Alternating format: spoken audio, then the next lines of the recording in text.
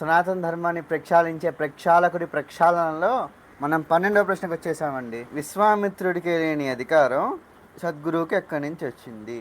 కల్పనకి ఆవాహనకి తేడా ఉందా లేదా చెప్పు. కల్పన అంటే ఏంటి? కొత్తగా సృష్టించడం. ఆవాహన అంటే శక్తి ద్వారా, అంటే మంత్ర తంత్ర యంత్ర వీటిలో ఏదైనా యూజ్ చేసుకొని ఒక శక్తిని ఆవాహన చేయడం. రెండు ఒకేలా కనిపిస్తాయి కానీ రెండు ఒకటి కావు. మరి రెండింటిని ఒకేలా కంపేర్ ఎలా చేస్తావురా సుంఠా? ఏమన్నా మాట్లాడితే బేసిక్స్ అంటావు. అసలు ఇష్టదేవత కాన్సెప్ట్ పెట్టిందే సనాతన ధర్మంలో. మీరు ఎందుకు రాడికలైజ్ చేద్దాం అనుకుంటున్నారు దాన్ని? మీరు అల్లాని పూజించకపోతే కాఫీరు అంటారు ముస్లిమ్స్, లేకపోతే జీసస్ని పూజించకపోతే మీరు పాపగ్రస్తులు అవుతారని క్రిస్టియన్స్. సో బేసిక్గా end of the day these guys wants to radicalise them, radicalise people in a way that ఒక ఇస్లాంగా ఒక క్రిస్టియానిటీగా సనాతన ధర్మాన్ని మార్చేద్దాం అనుకుంటున్నారు.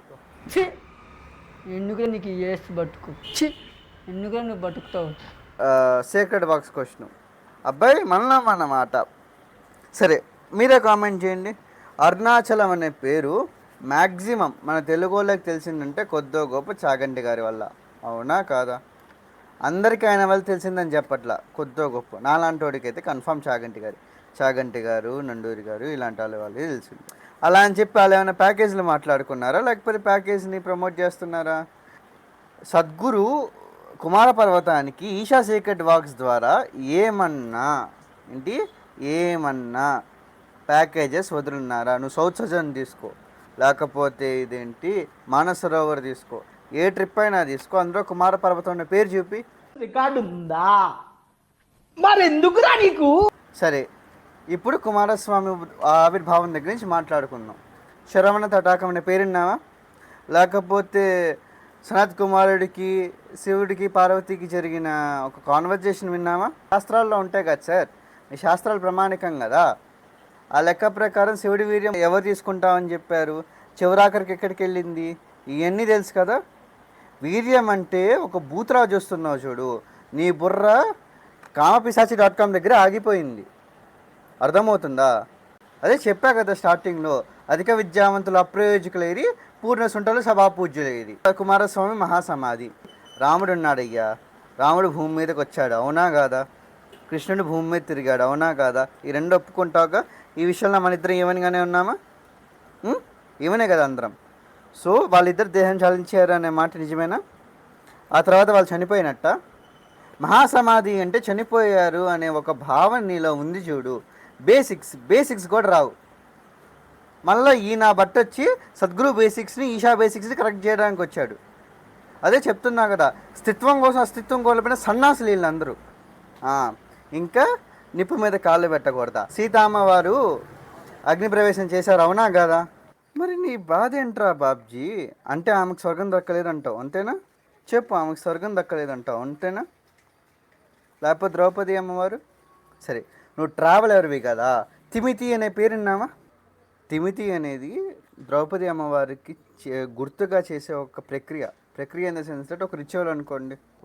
నిప్పులో నడుస్తారు అంటే వీళ్ళందరికీ ఆచారం పెట్టిన పెద్దలకి పూజ్యులకి ఈ ఆచారాన్ని ఫాలో అవుతున్న కేరళ వాళ్ళెవరికి, తమిళనాడు వాళ్ళెవరికి స్వర్గాలు దక్కకూడదు, అంతే కదా.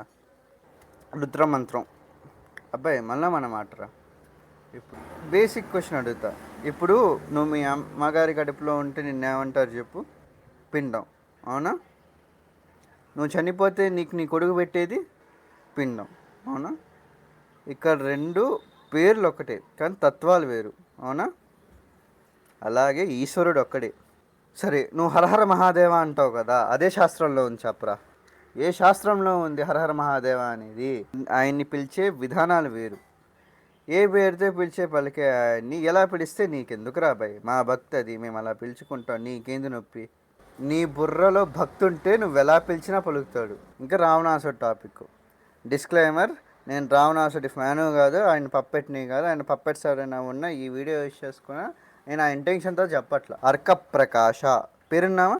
రావణ సంహిత, రావణ గీత. ఇప్పుడు నువ్వు సనాతన ప్రక్షాళకుడివి కదా, సనాతన ధర్మాన్ని గుర్తుగా కైలాస మనసరోవరానికి వెళ్ళిపోయి పేగులు తీసి రుద్రవీణ వాయించు, జటట్టవీ కలజ్వల ప్రవాహ భావితస్థలే గలే వలంబిలంబితాం భుజంగజంగమాలికాం ఢమడ్ఢమడ్ఢమడ్ఢమడ్ఢమర్వయం చకార చందటాండవం నమోతున్న శివ శివమని వాయించు. ఇప్పుడు రుద్రుడు దిగి రావాలి నీ దెబ్బకి. వాడు చేయాల్సిన పాపాలన్నీ వాడు చేశాడు, వాడు పోయాడు కరెక్టే.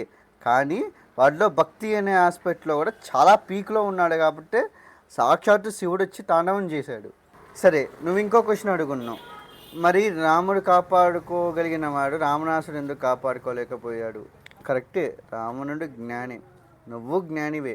కానీ వినోద్ అన్నతో నీకు జరిగిన గొడవ తర్వాత నువ్వేం మాట్లాడుతున్నావు? విచక్షణ కోల్పోయి మతోన్మాదంగా తిరుగుతున్నావు చూడు. ఉన్మాదంగా, సరే మతోన్మాదం కూడా ఉన్మాదంగా తిరుగుతున్నావు కదా. అదే లెక్కలో రావణాసుడు కూడా చాలా ఉన్మాదిగా ప్రవర్తించాడు, అందుకు తోసాడు.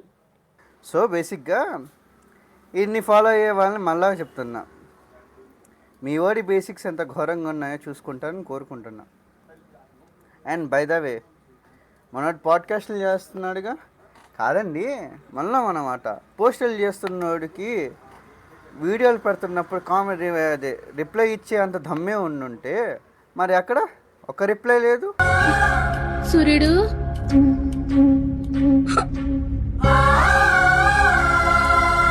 వేగిరారా అవతల బస్కి చెప్పండి సార్, ఒక్క రిప్లై లేదు ఎందుకు? ఓ, దానికి బాల్స్ ఉండాలి కదా.